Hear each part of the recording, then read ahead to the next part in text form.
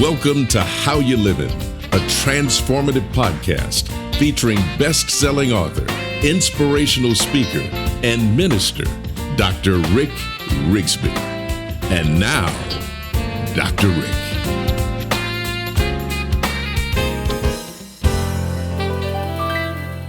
Hello, friends. Thanks so much for listening. This episode is the final installment of a series of discussions on the most profound lesson ever taught to me by my father. My dad was the wisest man I've ever met in my life, yet he was just a third-grade dropout. He had so much wisdom. Here's an example. 3 decades ago, as I stood in front of the casket of my first wife with my 2 young sons, I felt hopeless. I was just 40 years of age, and after bravely battling breast cancer for nearly 6 years, Trina's heart finally gave out. She was only 41 years old. Our boys were devastated over the loss of their mommy, and I was lost. Trina was my college sweetheart. She was the love of my youth. Yes, I was a Christian. Yes, I believed in God. Yes, I was a pastor. Yes, I could rehearse all the appropriate scriptures that I had memorized to help others in such a time.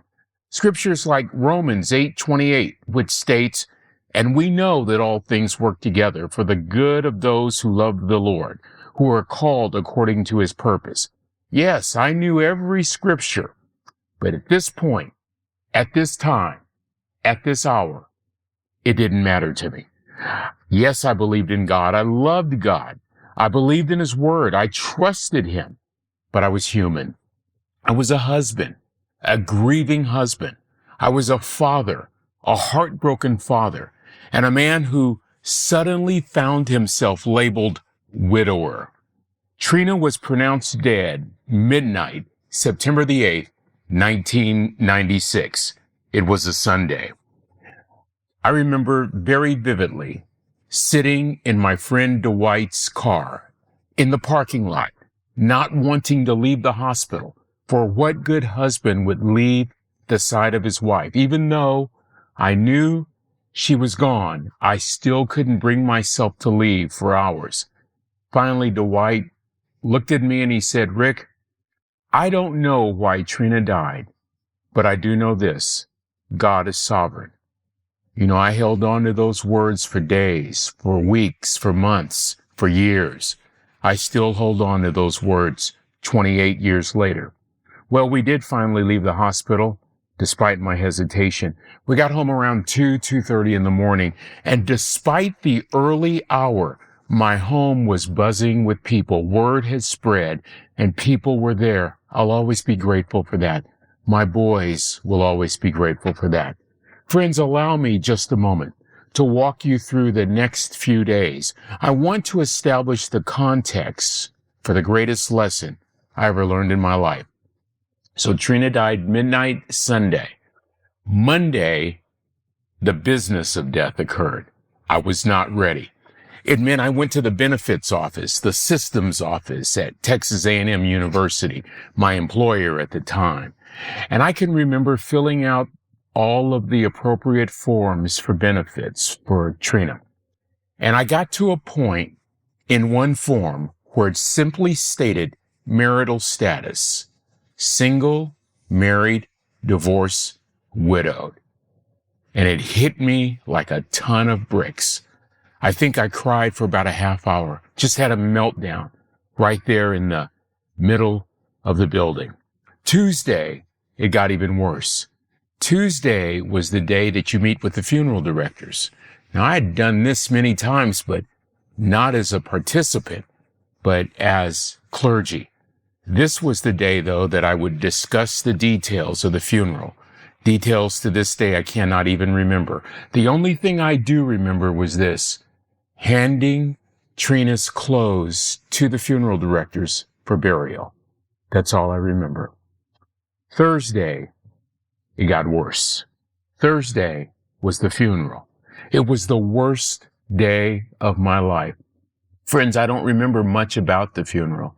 I remember that my sons, Jeremiah and Andrew, cried softly on each shoulder. I actually felt like I was living in somebody else's nightmare. Until being diagnosed with advanced breast cancer, we'd lived a fairy tale life. It began back in 1974 when I asked this young lady to dance. We became college sweethearts. We married in 1978. Trina was a labor and delivery nurse at a nearby hospital. I was beginning my career as a television reporter for a CBS affiliate in Northern California. Eventually, we'd have 2 sons. Trina would choose to retire from nursing and homeschool. I would eventually retire from television, and I would pursue graduate studies, 6 years of graduate school. Fast forward, it's now 1990. Graduate school is in the rearview mirror. No more school, no more late hours, no more staying up all hours of the night, no more pinching every single penny, no more collecting cash from turning in bottles and cans. In fact, I humorously remember my first check as an assistant professor at California State University, Fresno. My first check, my take-home pay, $2,200. I looked at Trina and I said, "We're rich! We're rich!" No more Top Ramen. No more turkey dogs. I thought we had struck gold. That was September 1990. 6 months later, during a self-breast examination at home, Trina discovered a lump that would eventually cause the 3 of us to stand in front of Mommy's casket. Standing in front of that casket, holding the hands of my 2 sons, overwhelmed with profound sadness and feeling completely lost, I said to my father, "Dad, I've lost hope." My dad said, "Son, you can't lose something God gave you. You haven't lost hope. You've lost perspective. Now, son, just stand." Simple, profound, life-changing. It was the most important lesson that my dad had learned from his parents, my grandparents. I think about how many times my father must have had to stand in his life. He was born in 1920 as America breathed the last gasp of the Civil War. He would tell us stories where he decided to stand, not as a white man, not as a brown man, not as a black man, but as a man. I can only imagine him standing in the theater of war. My father was in the United States Army during World War II. He had to stand along with countless other young men. He had to stand overseas, away from a mother, away from a father, in the midst of uncertainty, not knowing if he would come home. As a young soldier fighting overseas, he had to stand. My dad faced every kind of racial prejudice and discrimination. He had to stand. And you know what's amazing to me, friends? I never heard my dad whimper. Never heard my dad complain. Never heard a judgmental tone from my dad.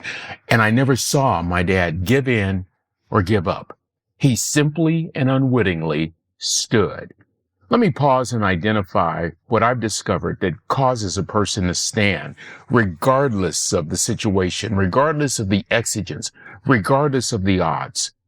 I have discovered that one thing causes a person to keep standing: influence. It was John Maxwell who said on one occasion, "Influence is leadership." He actually said it this way: leadership is influence. Your ability to influence others within the sphere of your periphery will really determine your impact. Standing requires great influence.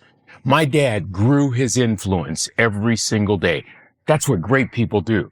Great people do things that other people don't. My dad grew his influence every day. He allowed circumstances and issues and situations and problems and setbacks to grow his resilience. He developed, as a result, a never give up mindset. One of my heroes is Winston Churchill. Gave a speech at his alma mater in 1941 at the height of World War II. This was a time when the United Kingdom was struggling against Nazi Germany. Churchill's speech was given to students at Harrow School in London, a private boarding school for boys. Churchill once attended this school. Now, there are varying renditions of this story. Here's my favorite. At the time appointed for Churchill to speak, he rose to his feet. He handed off his cane, took off his felt Homburg hat, removed his overcoat, set aside his cigar, and said, "Never, never, never give up." put back on his top coat, placed his hat back on his head, relit his cigar, and sat down. I heard a version of that very same speech on September 12th, 1996. You see, in my mind, my Winston Churchill, my father, was saying this to me.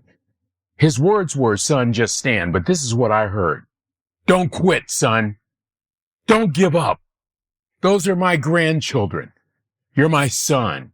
And I need to know that you're not going to quit, that you're not going to give up. I need to know, son, that you're going to keep standing." My father on that day, at that hour, demanded that I stand, even when I didn't think I could stand, even when I didn't think I could keep going. So I think, friends, that, in fact, I know that to just stand is the greatest lesson I can share with you. Why? Because some listening this very minute, you're in the middle of a storm. It might be a physical storm, a financial storm, a relational storm, a career-oriented storm, the worst kind, those unexpected storms. Here's my hope.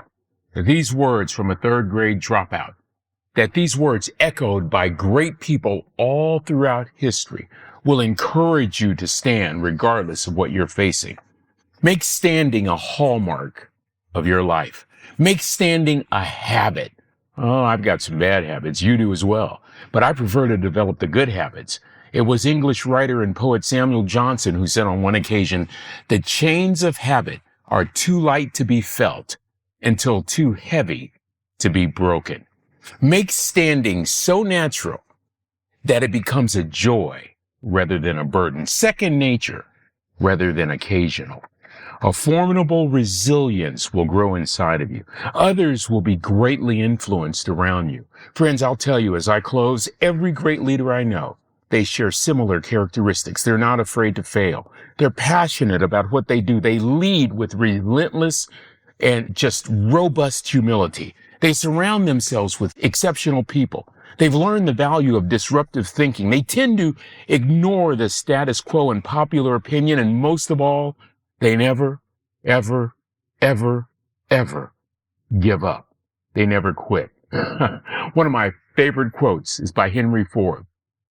This quote just really establishes in my mind why he refused to listen to others, and he refused to give up on his dream of creating an automobile. He said on one occasion, "Had I listened to people, I would have made faster horses."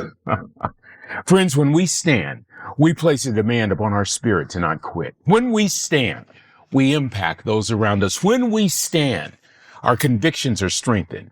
We speak and act based on values and beliefs. When we stand, our resilience grows. Our influence is fortified. Remember the words of John Maxwell, leadership is influence. Nothing more, nothing less. When we stand, we are communicating a powerful message to our brain that we're not quitting. We're not giving up. We're digging in with a resolve that may have been not present in the past, but today is a new day, a day that we stand, a day that we become relentless, resilient, and influential. When we stand, friends, others are affected and influenced to do the very same. They see in our lives the possibility that maybe, just maybe, they can keep on going. So I ask you this question, friends. What drives your actions? People behave in ways that align their incentives.